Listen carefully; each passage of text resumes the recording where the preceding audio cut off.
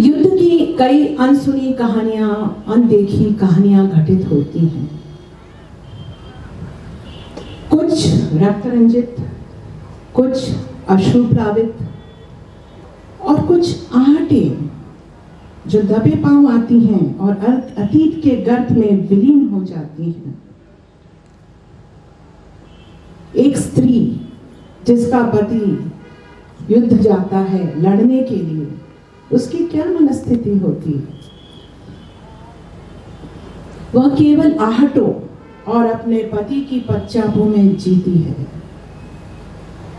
आहट शब्द से मुझे हकीकत का एक मधुर गीत याद आ रहा है जो हर सैनिक की पत्नी की मनोस्थिति को दर्शाती है, जिसकी कुछ पंक्तियां मैं आपके सामने प्रस्तुत कर रही हूं। जरा सी आहट होती है तो दिल सोचता है, कहीं ये वो तो नहीं, कहीं ये वो तो नहीं, कहीं ये वो तो नहीं। जरा सी आहट होती है तो दिल सोचता है, कहीं ये वो तो नहीं, कहीं ये वो तो नहीं, कहीं ये वो तो नहीं। छुप के सीने में छुप के सीने में कोई जैसे सदा देता है, शाम के पहले दिया दिल का जला लेता है उसी की ये सदा, है उसी की ये अदा, कहीं ये वो तो नहीं, कहीं ये वो तो नहीं, कहीं ये वो तो नहीं। इसी आहट को उजागर करने के लिए मैं यहाँ उपस्थित ब्रिगेडियर भरत देव को आमंत्रित करती हूँ, जो अपनी रोचक, अद्भुत और सत्य घटना से आपको अवगत कराएं। ब्रिगेडियर भरत देव।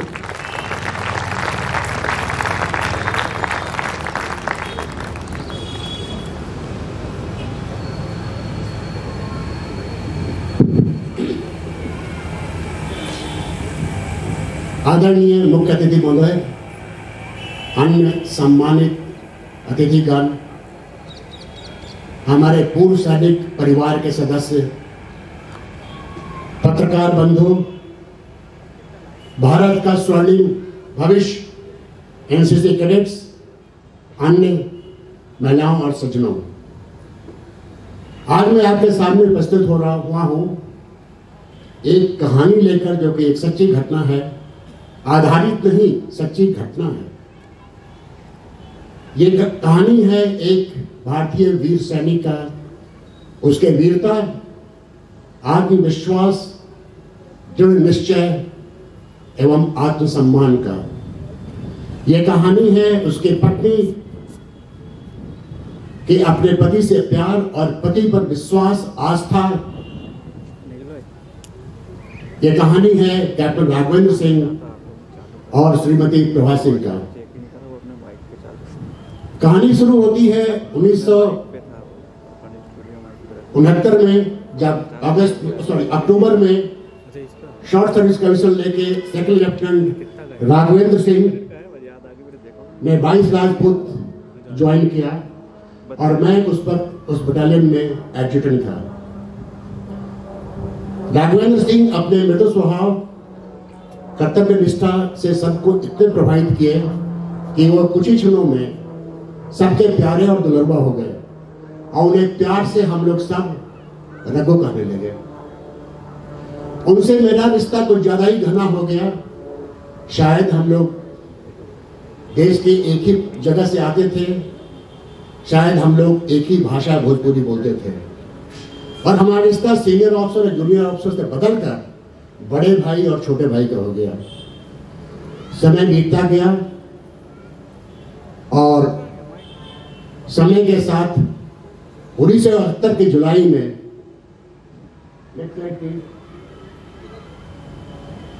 नेक्स्ट स्लाइड, जुलाई 1971 में, नेक्स्ट, रघु की शादी एक 19 वर्षीय अल्हड़ वाला प्रभा से हुई। शादी के बाद पति पत्नी में प्रेम स्वाभाविक है, लेकिन इस दंपत्ति में प्रेम से ज्यादा आत्मविश्वास, एक दूसरे भरोसा और आस्था उत्पन्न हुआ।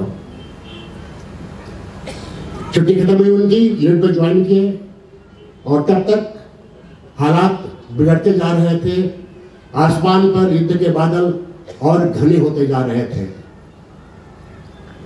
लड़ाई में हम लोग हिस्सा लेने के लिए धीरे धीरे करके आगे बढ़े, और 3 दिसंबर को वॉर डिक्लेयर हुआ 5 बजे, जबकि पाकिस्तान ने हम पर एयर अटैक किया था, लेकिन हमारी बटालियन 4:15 पर ही उस समय इस पाकिस्तान की धरती पर कदम रखा था।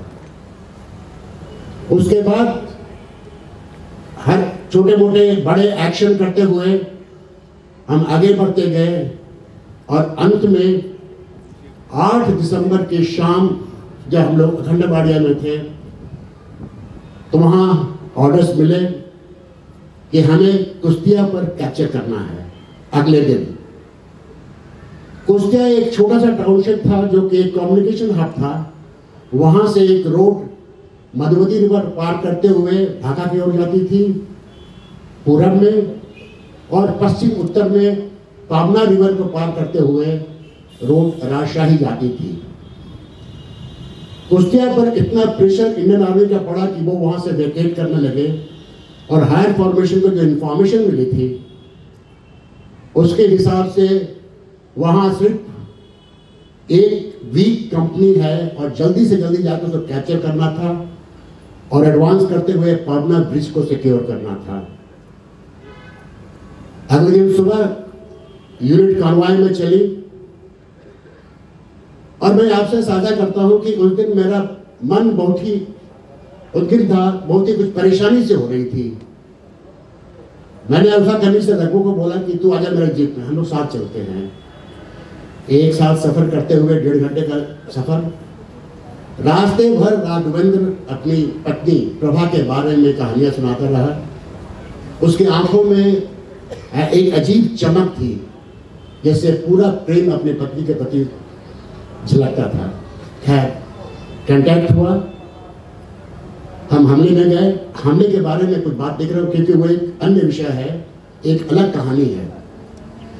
हमने हमला किया, तैयारी नहीं थी, हमला फेल हो गया।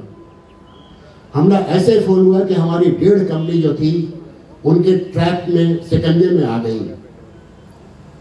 और उसके बाद हमें ऑर्डर मिला कि नहीं, आप हमला बंद कीजिए, वापस आइए और फार्मलेस बनाइए।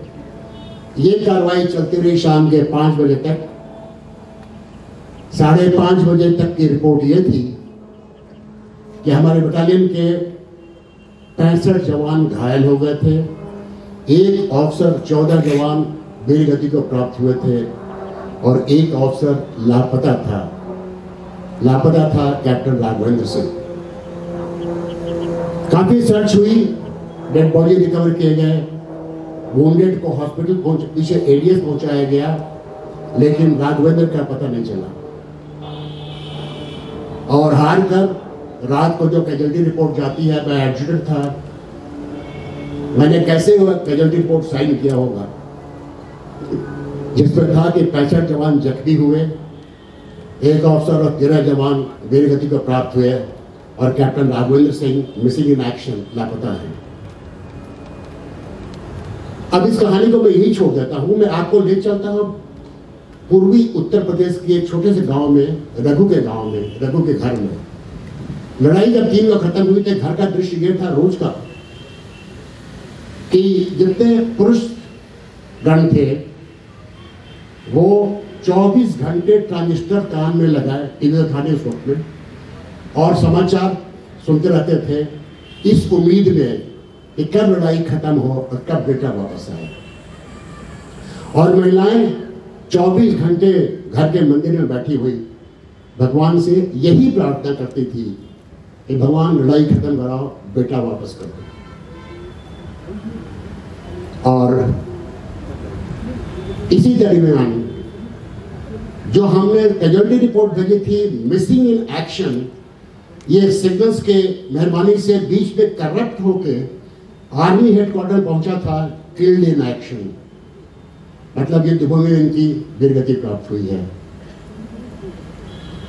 12 तारीख के सुबह अचानक घर में एक डाकिया पोस्टमैन आया और वो काली सुबह सिग्नल प्रभा के नाम से एड्रेस था आर्मी हेडक्वार्टर से, मजमून था कि आपके पति कैप्टन राघवेंद्र सिंह वीरगति को प्राप्त हो गए। घर का क्या माहौल होगा ये मुझे बताने की आवश्यकता नहीं है, आप लोग उम्मीद कर सकते हैं। और तबाही मच गई घर में, लोगों को समझ में आता क्या करें क्या नहीं करें, क्या सोचें, किससे बात करें, किससे पूछें। जैसे कि हिंदू धर्म है, अगले दिन सुबह गांव की बुजुर्ग महिलाएं आ गई आंगन में। एक जो क्रूर रस्म है हमारे धर्म में, विधवा की चूड़ी तोड़ना और सिंदूर पोंछने का, प्रभा को लाया गया। तो प्रभा ने जब सुना तो वो एक बिल्कुल बेफर उठी, घायल शेरनी की तरह चिल्लाई, चिंगाड़ के बोली वो अभी जिंदा हैं, वो मरे नहीं हैं, मैं विधवा नहीं हूं। और यही प्रलाप करते हुए कि मैं विधवा नहीं हूं, मैं विधवा नहीं हूं, दौड़ के छत की तरफ भागी। घर के लोग उसके पीछे भागे कि कहीं कुछ अशुभ न कर बैठे। उसे पकड़ के नीचे लाए और उस वक्त उनके ससुर यानी राघवेंद्र के पिताजी ने एक स्टैंड लिया और उन्होंने साफ शब्दों में कहा कि मैं बहू के साथ हूं, कोई ऐसी बेहुदा प्रथा नहीं की जाएगी, हम इस पर विश्वास नहीं करते। इसके पहले जब लड़ाई के पहले जब रघु छुट्टी गया था तो अपनी पत्नी को काफी थोड़ा सा कॉन्फिडेंस लिया था, कहा था, उसे बताया था एक छोटी मोटी लड़ाई होगी, खत्म हो जाएगी और हम तुरंत निपटा के आ जाएंगे। एक वार्निंग भी दिया था उसने कहा था देखो ऐसे मौकों पर बहुत अफवाहें होती हैं, किसी अफवाह पर विश्वास मत करना जब तक इष्टु सर तुमको न बताएं। अभी मैं आपको इष्टु सर से परिचय करवा दूं। मेरे घर का नाम है इष्टु, निकनेम, और ये हमारे बटालियन में सबको पता था। तो सारे ऑफिसर्स मुझे इष्टु और जूनियर ऑफिसर इष्टु सर कहते थे। हमारे इलाके में अपने जेठ पति से बड़े भाई को भाई साहब कहते हैं। प्रभा हमसे मिली नहीं थी लेकिन मुझे वो हमेशा एड्रेस भाई साहब, इष्टु भाई साहब कहते थे। तो उस वक्त प्रभा चिंगाड़ने की मैं बिल्कुल विश्वास नहीं करती हूँ, ये बिल्कुल अफवाह है, जब तक इष्टु भाई साहब आकर नहीं बताएंगे तब तक मैं कोई विश्वास नहीं करूंगा। एक नई नवेली दुल्हन के आस्था और विश्वास देखे अपने पति पर, पति ने कहा था कि विश्वास मत करना जब तक इष्टु सर नहीं बताएं। अडिग रही कि नहीं मैं नहीं मानूंगी जब तक कि इष्टु भाई साहब मुझे नहीं बताएंगे। उनके पिता ने जब ऐसा स्टैंड लिया तो गांव वाले चले गए, लेकिन अगला 10 दिन प्रभा और परिवार ने कैसे काटे पता है। हिंदू समाज में गांव की औरतें प्रभा को लक्ष्मी, डायन, कलंकनी, अपने पति को खागी ऐसे संबोधनों से ही संबोधित करती थी। इन सब के बीच में वो बेचारी लड़की टिकटिकी लगाए रोड की ओर देखती रहती थी कि शायद वो शायद अब आ जाए, वो शायद अब आ जाए। और इस तरह प्रभा ने अगले 10 दिन काटे। इस कहानी को फिर मैं यहां रोकता हूं और वापस मैं आपको युद्ध क्षेत्र में ले चलता हूं। 9 दिसंबर की शाम को जब रघु लापता हो गया तो एक्चुअली रघु की जवानी क्या हुआ था, जब ट्रुप्स को वो एक्सट्रिकेट कर रहे थे, बाहर निकाल रहे थे, तो वो कवरिंग फायर दे रहा था और अचानक उसने महसूस किया इसके बाएं बाजू पर कुछ बहुत जोर का धक्का लगा है और गर्म, और उसके बाद वो बेहोश हो गए। उन्हें कुछ नहीं पता क्या हुआ, कैसे हुआ, कब हुआ। उनकी वो होश में आए, उन्हें नहीं पता है कि वो होश में 12 घंटे बाद आए, 24 घंटे बाद आए, 2 दिन बाद आए, 4 दिन बाद आए, ये उन्हें पता नहीं था। जब होश में आया तो अपने को एक कमरे में बंद पाया, दरवाजा बंद था, एक खिड़की खुली हुई थी और बाएं बाजू में बहुत भीषण पीड़ा हो रही थी। उन्होंने उसको छुआ तो देखा कि पूरा खून सूख गया था, पस पड़ गए थे। बड़ी मुश्किल से अपने को खींच के वो खिड़की के पास गए और खिड़की से बाहर देखा तो उन्होंने देखा कि सोल्जर हैं जो कि पठान सूट में हैं, बड़ी बड़ी गाड़ियां हैं, हाथ में हथियार है। अब रघु के समझ में आ गया कि वो पाकिस्तानियों के कैद में है। उन्होंने आवाज लगाई, 2 सोल्जर आए, इन्होंने कहा कि भाई बहुत प्यास लग रहा, पानी पिलाओगे? उन दोनों ने किन शब्दों का इस्तेमाल किया उसका मैं यहाँ पर जिक्र नहीं कर सकता, गालियों के साथ, और राइफल के बट से जहां उनको चोट लगी थी वहां हिट करके उनको पीड़ा दी और वापस चले गए। और उसके बाद हर 2 घंटे के बाद ये आते और यही कार्रवाई करते, उन्हें गालियां देते, उन्हें शारीरिक पीड़ा पहुंचाते और चले जाते। अगले दिन सुबह एक सेकंड लेफ्टिनेंट पाकिस्तान आर्मी का उनके पास आया। रघु की थोड़ी उम्मीद बड़ी है रघु की कि ऑफिसर है, शायद ये समझे, बातें बहुत अच्छी कर रहा था। उसने कहा कि कैप्टन कुछ चाहिए आपको, मैं आपको कुछ कर सकता हूं। रघु ने कहा यार पता नहीं कितने दिन हो गए सिगरेट नहीं पिया हूं, एक सिगरेट पिला देगा। सिगरेट, अच्छा एक मिनट ठहरिए। वो बाहर गया, बाहर से एक सिगरेट का पैकेट ले आया, पैकेट खोला, एक सिगरेट निकाली, अपने मुंह में लगाया, माचिस से जलाई, 4-5 पफ लेकर वो जूठी सिगरेट रघु की तरफ बढ़ा के बोलता लो पियो। रघु ने उसकी ओर देखा, सिगरेट लिया, नीचे जमीन पे गिरा के पांव से मसल दिया और कहता कि मैं एक ऑफिसर हूं और तुम भी एक ऑफिसर हो, ऑफिसर के साथ कैसे व्यवहार करते हैं ये पर जाकर सीखो। ऐसी परिस्थिति में भी रघु अपना आत्मसम्मान नहीं खोया था।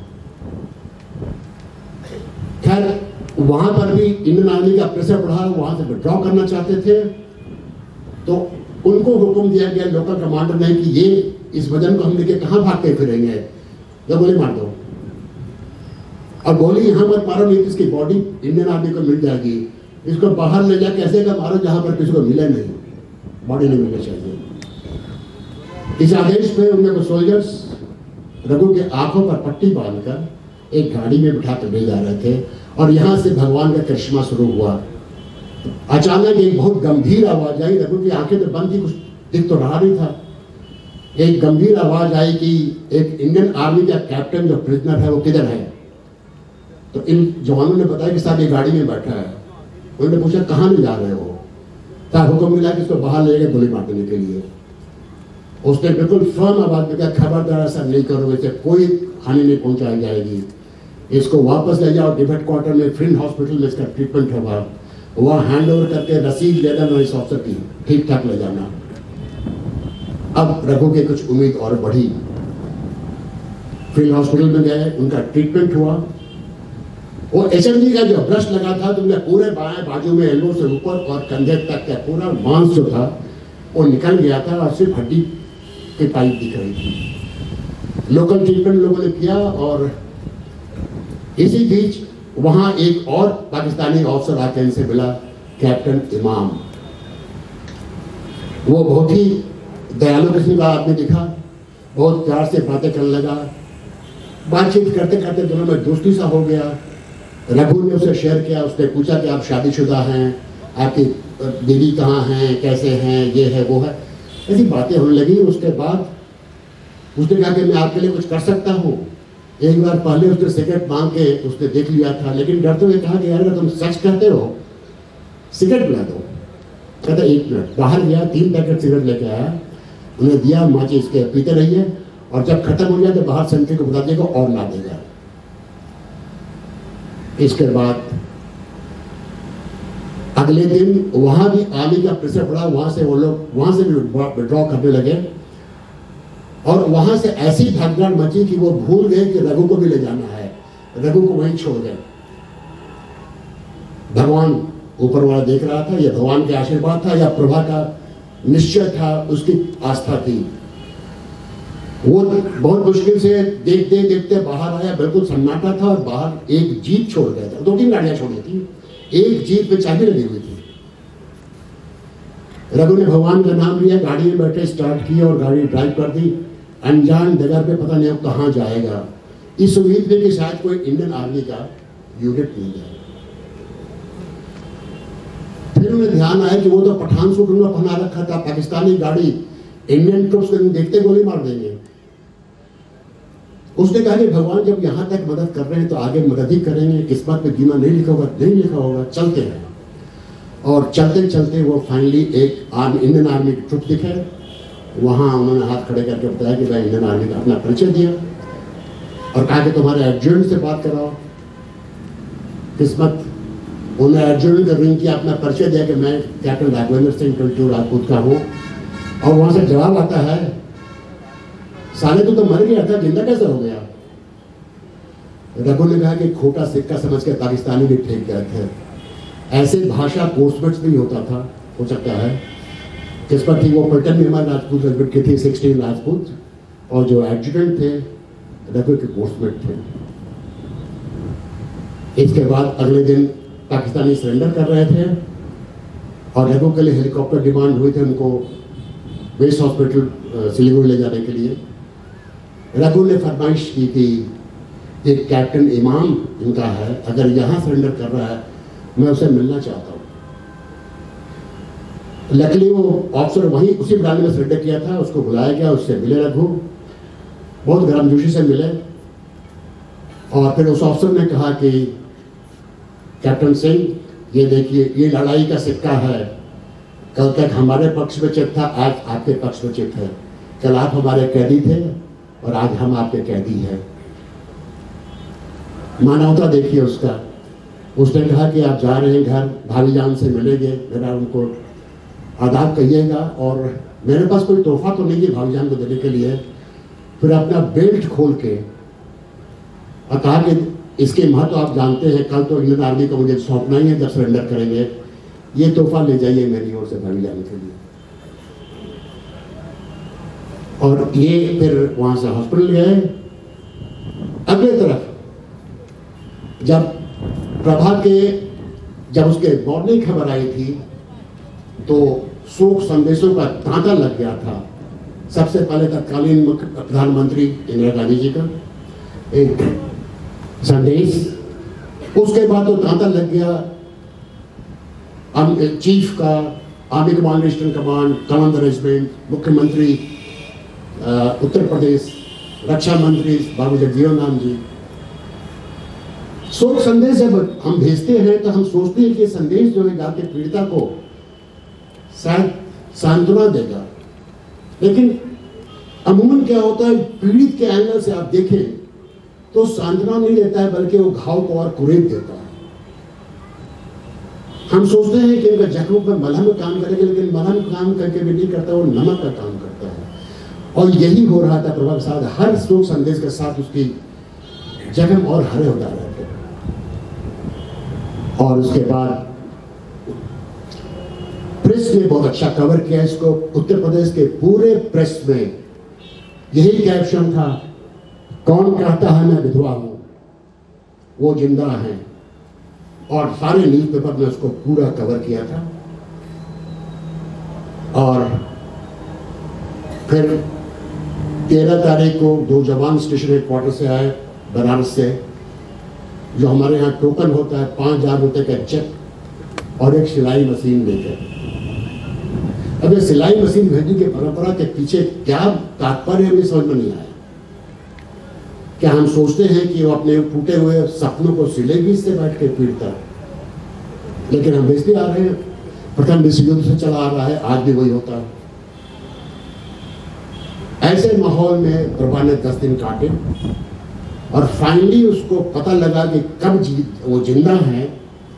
दिल्ली में उनके इलाके के जो एक एमएलए थे जो कि रघु के इस कॉलेज में थे, चंद्रशेखर सिंह, वो पीछे पड़े हुए थे आर्मी हेडक्वार्टर। फाइनली 20 तारीख उनको मालूम हुआ कि रघु जिंदा है और सिलीगुड़ी में है। उन्होंने एक आदमी भेजा वहाँ से इस मैसेज को लेके, और फिर घर में जो खुशी की लहर उठी, वही महिलाएं जो कि उसे कुल्टा, कलंकनी, डायन इत्यादि कहती थी, आके साष्टांग दंडवत होकर पांव पकड़ लिया प्रभा के कि तुम तो साक्षात सती सावित्री हो, जमराज के मुंह से अपने पति को खींच ले आए हो। और इस तरह रघु और प्रभा की कहानी खत्म हुई। उसका एक और क्रूर एंगल ये है कि जब रघु लखनऊ कमांड हॉस्पिटल में आया तो एक दिन श्री चंद्रशेखर जी उससे मिलने आए और कहा कि हम लोगों ने एक स्मारक बनवाया, चलो देखते हैं। रघु ने वापस ले गए देखने, बहुत भव्य स्मारक बनाया था वहाँ पे और सभी शहीदों का नाम था।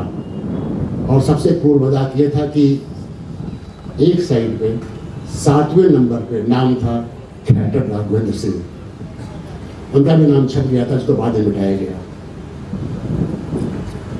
ये कहानी थी रघु और प्रभा की।